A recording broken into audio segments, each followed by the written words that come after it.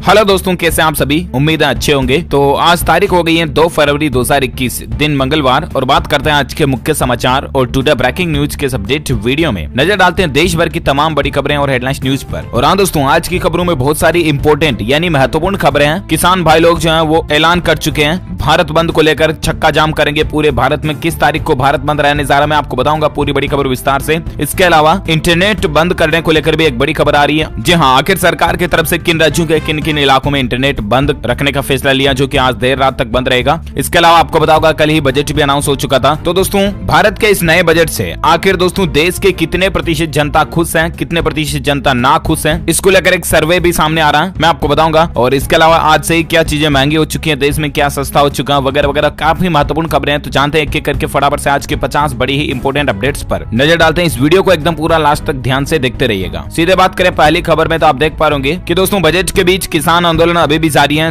दिल्ली कूच के डर से बॉर्डर पर और सुरक्षा भी बढ़ा दी है, यानी कि किसान भाई लोग दिल्ली में कूच कर सकते हैं। इसको लेकर बॉर्डर पर राजधानी दिल्ली में सुरक्षा बढ़ा दी है। और वहीं राजधानी दिल्ली जाम से भी कराह रही है, यानी कि कई सड़कों को जाम किया हुआ है। इसके चलते सड़कों पर भारी ट्रैफिक है, क्योंकि सारा ट्रैफिक फिर दूसरी सड़कों पर डाइवर्ट हो रहा है। तो इसी बीच किसान भाई लोग बड़ा ऐलान किए हैं, भारत बंद वगैरह को लेकर थोड़ा आगे अपडेट जानेंगे। फिलहाल देखिए अगली खबर आप कि पीएफ में निवेश करने वालों को झटका लगा है, इससे ज्यादा कमाई पर लगेगा टैक्स। जी हाँ, प्राइवेट नौकरी करते हुए या सरकारी नौकरी, अगर आपने पीएफ खाता खुलवा रखा और पीएफ में अगर आप राशि जमा करवाते हो ना, तो आपके लिए एक नया अपडेट है। दरअसल कल ही जो बजट अनाउंस हुआ, बजट 2021 के ऐलान के बाद पीएफ में निवेश करने वालों को झटका लगा। केंद्रीय वित्त मंत्री निर्मला सीतारमण ने घोषणा की है कि अब एक वित्त वर्ष में केवल 2.5 लाख रुपए तक के निवेश पर ही टैक्स में छूट का लाभ मिलेगा, यानी कि इससे ज्यादा अगर इन्वेस्ट करते हो तो ब्याज से कमाई टैक्स के दायरे में आएगी। फिलहाल पीएफ पर ब्याज 8% है और ब्याज से होने वाली इनकम जो पूरी तरह से टैक्स फ्री है। लेकिन अब 2.5 लाख रुपए तक के निवेश का जो ब्याज होगा वो टैक्स फ्री रहेगा, बाकी 2.5 लाख से ज्यादा के निवेश के ब्याज पर अब आपको टैक्स देना पड़ेगा ना। इसके अलावा खबर देखिए, भारत के प्रधानमंत्री नरेंद्र मोदी ने दोस्त बेंजामिन नेतन्याहू को आश्वासन दिया और फोन पर दोषियों को सजा दिलाने की बात भी कही है। दरअसल इजराइल एम्बेसी के अंदर जो ब्लास्ट हुआ ना, उसके बाद भारत के पीएम नरेंद्र मोदी ने इजराइल के प्रधानमंत्री बेंजामिन नेतन्याहू को फोन करके आश्वासन दिया कि भारत हमेशा उनके साथ है और दोषियों को सजा मिलेगी। साथ ही खबर देखिए दोस्तों, दिसंबर 2021 में लॉन्च होगा गगनयान का मानव रहित मिशन। बजट 2021 में इसकी भी घोषणा हो चुकी है। अंतरिक्ष के क्षेत्र में भारत एक बार फिर से नई बुलंदियों को छूने की ओर है। आम बजट 2021 में वित्त मंत्री निर्मला सीतारमण ने जमीन से लेकर आसमान तक का जिक्र किया और वित्त मंत्री ने कहा दोस्तों कि मानव रहित गगनयान अभियान दिसंबर 2021 में प्रक्षेपित किया जाएगा। तो ये एक इसरो की कड़ी मेहनत हमें दिसंबर 2021 में देखने को मिलेगी, जिसमें भारत दुनिया में एक और नया इतिहास हिस्ट्री बनाएगा। और एक खबर देखिए दोस्तों, उत्तर प्रदेश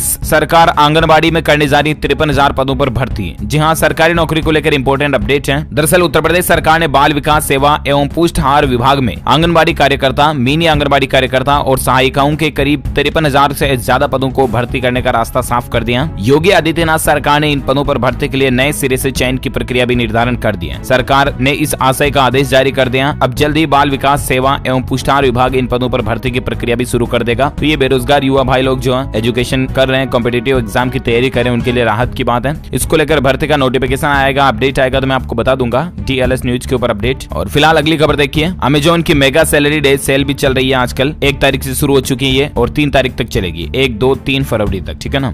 इलेक्ट्रॉनिक आइटम्स वगैरह पर आपको कई तरह का डिस्काउंट मिल रहा है। तो अगर आप भी कुछ मोबाइल, टीवी, लैपटॉप वगैरह खरीदने की प्लानिंग में है ना, तो 3 दिन में खरीद सकते हैं आप। ओके, और बाकी देखिए दोस्तों, मौसम समाचार को लेकर खबर है। संपूर्ण भारत का आज 2 फरवरी 2021 का मौसम पूर्वानुमान आखिर क्या कहता है। तो अगले 24 घंटों के दौरान उत्तर प्रदेश, बिहार और पश्चिम बंगाल के कुछ हिस्सों में घना कोहरा जारी रहने की संभावना है। वहीं पश्चिम बंगाल, उत्तर प्रदेश, बिहार और मध्य प्रदेश के कुछ जगहों पर 24 से 48 घंटों तक शीतलहर की स्थिति भी रह सकती है। इसके अलावा जम्मू कश्मीर, गिलगित बाल्टिस्तान, मुजफ्फराबाद और लद्दाख में हल्की बारिश और हिमपात भी हो सकता है। और इन पर्वतीय राज्यों में 3 फरवरी से बारिश और बर्फबारी की तीव्रता में वृद्धि होने की भी संभावना है। इसके अलावा 4 फरवरी से पंजाब, हरियाणा, दिल्ली, उत्तर प्रदेश के पश्चिम और मध्य भागों में, उत्तरी राजस्थान और उत्तरी मध्य प्रदेश के कुछ हिस्सों में भी बारिश हो सकती है। पंजाब और हरियाणा की कुछ जगहों पर ओलावृष्टि भी हो सकती है 4-5 फरवरी तक, ठीक है ना, यानी कि ओले गिर सकते हैं। तो ये रहा वेदर अलर्ट, मौसम समाचार। वहीं दोस्तों, किसान आंदोलन को लेकर लाइव अपडेट आप देख पा रहे, किसान मोर्चा ने ऐलान कर दिया 6 फरवरी को देश भर में चक्का जाम करेंगे। जी हाँ, 6 फरवरी को दोबारा भारत बंद करने को लेकर किसान भाई लोग ऐलान कर चुके हैं। सभी सड़कें ब्लॉक रहेगी। इससे पहले 8 दिसंबर 2020 को किसान भाई लोगों ने भारत बंद का ऐलान किया था और अब इसके बाद 6 फरवरी को फिर से भारत बंद का ऐलान किया है। हालांकि ये पूरे दिन नहीं रहेगा। 6 फरवरी को देश भर में 3 घंटे के लिए पूरा चक्का जाम होगा। किसान संगठनों की तरफ से ये ऐलान कर दिया गया।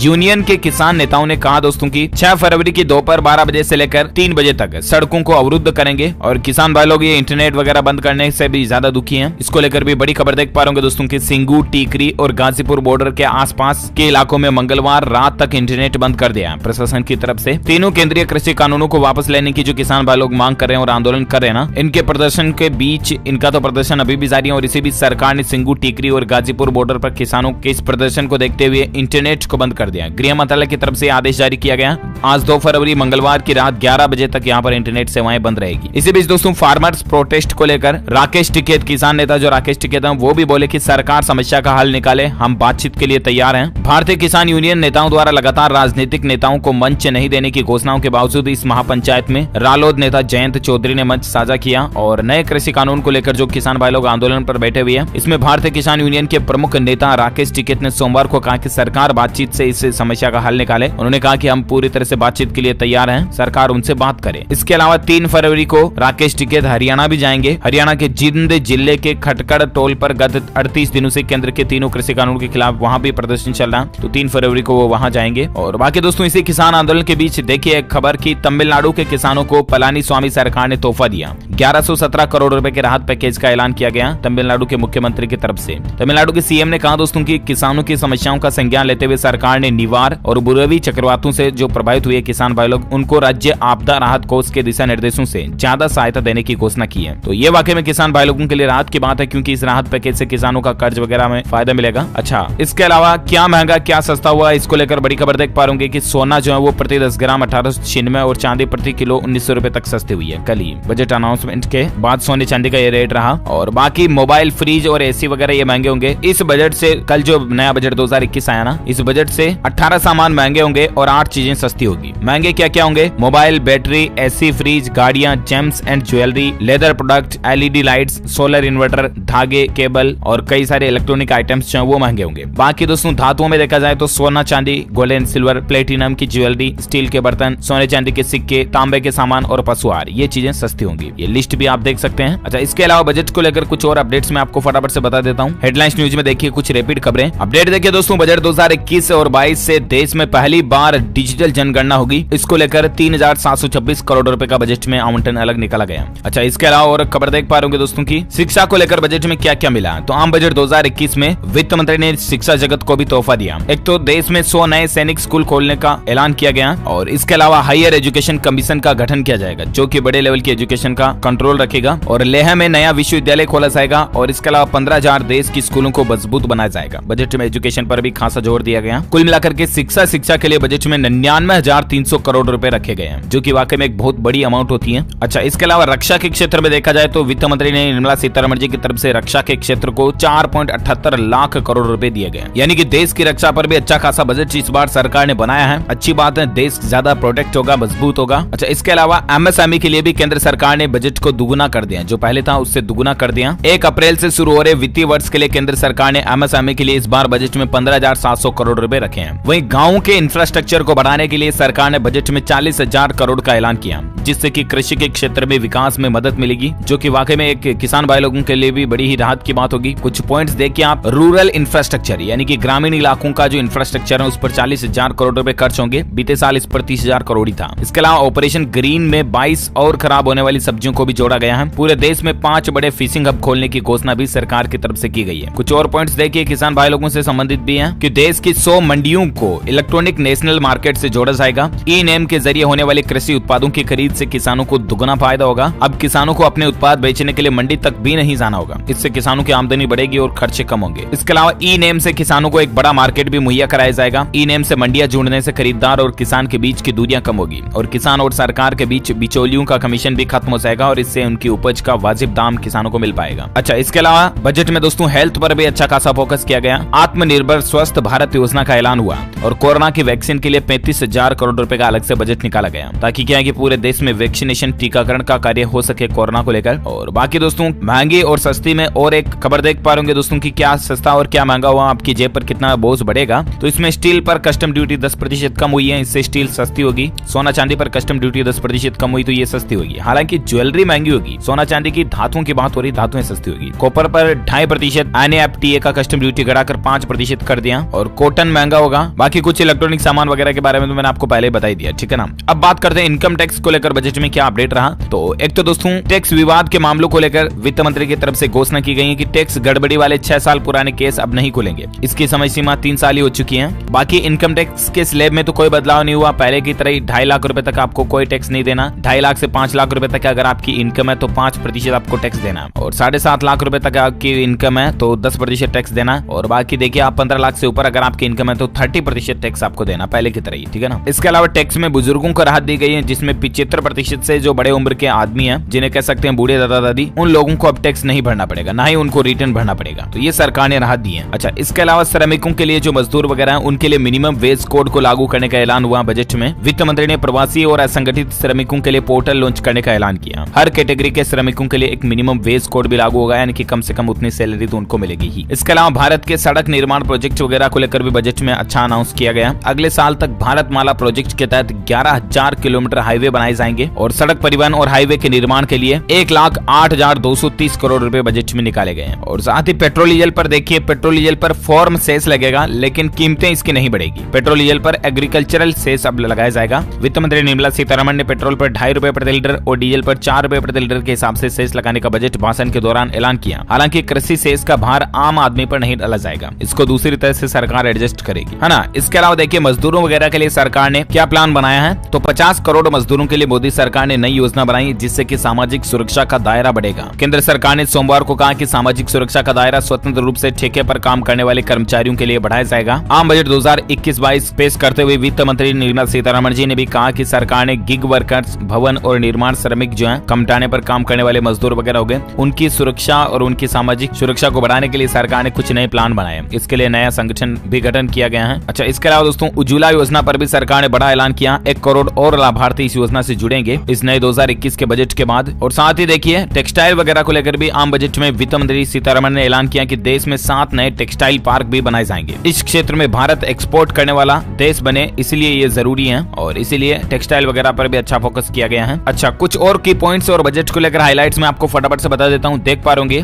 जल जीवन मिशन शहरी लॉन्च होगा। इसके तहत 2.86 करोड़ घरों को नल कनेक्शन भी दिए जाएंगे, यानी कि उन गाँव के कई सारे जो अभी भी ग्रामीण इलाके वगैरह जहाँ नल पानी वगैरह की समस्या है, शहरों में भी कई जगहों पर अभी नल के पानी की समस्या, तो वहाँ पर घर घर तक नल पहुंचाए जाएंगे। सरकार की ये प्लानिंग है और इसको लेकर 5 साल में 2.87 लाख करोड़ रुपए भी खर्च होंगे। वहीं सप्लीमेंट्री पोषण कार्यक्रम और पोषण अभियान का विलय होगा। मिशन पोषण 2.0 की शुरुआत भी होगी। और बाकी हेल्थ सेक्टर वगैरह के लिए तो मैंने आपको बता ही दिए। कोविड वैक्सीन के लिए 35,000 करोड़ वगैरह वगैरह। अच्छा, वायु प्रदूषण की बढ़ती समस्या से निपटने के लिए 10 लाख से ज्यादा आबादी वाले 42 शहरी केंद्रों के लिए 2,217 करोड़ रुपए केवल वायु प्रदूषण की समस्या के समाधान के लिए निकाले गए हैं। इसके अलावा देश में मेडिकल क्षेत्र में रिसर्च को लेकर 4 नेशनल इंस्टीट्यूट ऑफ वायरोलॉजी भी बनाए जाएंगे, जिनमें वायरस वगैरह की रिसर्च हो पाएगी। अच्छा, कुछ और पॉइंट्स और हाइलाइट्स आप देख सकते हैं। बिजली बिल को लेकर भी बड़ा ऐलान किया गया। ग्राहक अब अपनी बिजली कंपनी खुद चुन सकेंगे, यानी कि मान लीजिए किसी एक बिजली कंपनी से अगर आप संतुष्ट नहीं है तो आप अपने घर पर लाइट के लिए किसी दूसरी कंपनी से बिजली ले सकेंगे। इसकी आजादी अब आपके पास खुद के पास होगी। बाकी स्टार्टअप वगैरह को लेकर भी ऐलान देख सकते हैं कि स्टार्टअप के लिए टैक्स छूट अतिरिक्त 1 साल बढ़ चुकी है। स्टार्टअप्स के लिए टैक्स हॉलिडे का दावा करने के लिए 31 मार्च 2022 तक का वक्त रहेगा। तो ये कुछ बजट के प्रमुख हाइलाइट्स और पॉइंट्स रहे, ठीक है ना। आपने भी बजट देखा होगा और अभी कुछ पॉइंट्स भी मैंने आपको बता दिए। अब आप मुझे इसके बाद इस वीडियो के नीचे कमेंट करके बताओ दोस्तों कि आपकी राय क्या है। आपके हिसाब से सरकार ने बजट कितने प्रतिशत अच्छा सही किया, या बजट सही नहीं है, या आप बजट से खुश हैं या नहीं है। आउट ऑफ 10 कितनी रेटिंग आप इस बजट को देना चाहेंगे? 10 में से कितने मार्क्स इस बजट को देना चाहेंगे? 10 में से 10, 10 में से 5 या 10 में से 1? आपकी राय भी मुझे नीचे कमेंट करके जरूर बताइए, ठीक है ना। हम अपना एक सर्वे करते हैं, देखते हैं कि आखिर कितने लोग इस बजट से खुश हैं। बाकी सर्वे को लेकर मैंने आपको शुरुआत में भी बताया था ना कि बजट पर सर्वे हुआ और इसमें लोगों की राय जानी गई। तो भास्कर की तरफ से यह सर्वे कराया गया बजट भाषण के बाद, जिसमें 70% लोग बोले कि इससे महंगाई बढ़ेगी, 58% लोग बजट से नाखुश हैं और 42% लोग इससे संतुष्ट भी हैं। यानी कि देखा जाए तो लगभग 50-50 समझ सकते हैं अपन। ऑन एवरेज आधे लोग जो बजट से खुश हैं, आधे लोग बजट से नाखुश हैं। आपकी क्या राय है, आप भी मुझे नीचे कमेंट करके जरूर बताइए। अच्छा, अब नजर डालते देश से जुड़ी कुछ और बड़ी खबरों में, जहां अपडेट देखिए आप। एजुकेशन को लेकर अपडेट मैं आपको बता दूं। एक तो CBSE बोर्ड एग्जाम की डेट शीट शीट आज जारी हो जाएगी, ठीक है ना। हालांकि एग्जाम डेट तो इसकी ऑलरेडी अनाउंस हो चुकी है, लेकिन पूरी डेट शीट आज जारी हो जाएगी। 4 मई से लेकर 10 जून तक के बीच में इसके एग्जाम होंगे। और भी कोई चेंजेस आता है तो आप ऑफिशियल सीबीएसई के वेब पोर्टल के जरिए आज चेक कर लीजिएगा, cbse.gov.in पर, ठीक है ना। अच्छा, एजुकेशन को लेकर और एक खबर है, NIFT ने जारी किया एंट्रेंस एग्जाम का एडमिशन कार्ड भी जारी कर दिया। यूजी पीजी कोर्सेज में एडमिशन के लिए 14 फरवरी को परीक्षा होगी, ठीक है ना। तो इसमें भी आप ऑफिशियल पोर्टल पर जाकर के जानकारी वगैरह चेक कर लीजिएगा। अच्छा, इसके अलावा और एक बड़ी खबर देखिए, वित्त मंत्री की तरफ से एक और ऐलान भी किया गया कि अब पूरे देश में एक और वैक्सीन लगाई जाएगी। हर साल इससे 50,000 बच्चों की जान बचेगी। दरअसल पूरा मामला क्या है तो देखिए जरा, सरकार ने जहां कोरोना वायरस संक्रमण जैसी महामारी से लोगों को बचाने के लिए कोरोना की वैक्सीन के लिए इस बार बजट में 35,000 करोड़ की राशि निकाली है, आपको भी पता है, राइट। वहीं न्यूमोकोकल जैसी जानलेवा बीमारियों से भी बच्चों और वयस्कों को बचाने की तैयारी अब सरकार कर रही है। न्यूमोकोकल कुछ और विशेष तरह की जानलेवा बीमारियां हैं, कोरोना जैसी